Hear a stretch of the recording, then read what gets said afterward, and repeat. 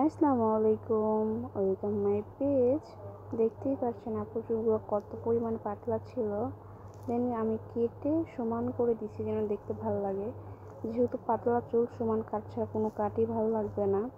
আর এত পরিমাণে পোকরা চুল মানে মানে কোনো কাটই বোঝা যাবে না। ইউ কাটই মানে ভলিউম কাটলেও ভালো লাগবে না, যেহেতু ভলিউম কাটগুলো ঘন চুলে ভালো লাগে, এই চুলে ভালো লাগবে না, অনেকটা পাতলা চুল। সেই জন্য সমান কাটিয়ে কেটে দিচ্ছি, অনেকে মোটামুটি এখন ভালোই লাগতেছিল। দেন বাঁকার জন্য সোজা কাটটা সোজা লাগতেছিল না, বাঁকা বাঁকা লাগতেছিল, কিন্তু সোজাই হয়েছে। আর এই যে দেখেন আমি ব্রু প্লাগটা করছি, মাশাআল্লাহ ব্রুটা কিন্তু সুন্দর।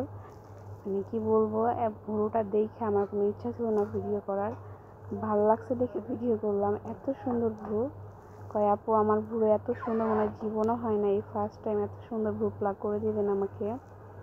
দেন আমি বললাম আচ্ছা ঠিক আছে। এত সুন্দর, আসলে ওনার চোখ দুটো অনেক সুন্দর মাশাআল্লাহ। মানে পার্সোনালি আমার অনেক ভালো লাগছে ওনার চোখ দুইটা, কি সুন্দর মোটাও হয়েছে আর দেখতেও কি সুন্দর লাগতেছে।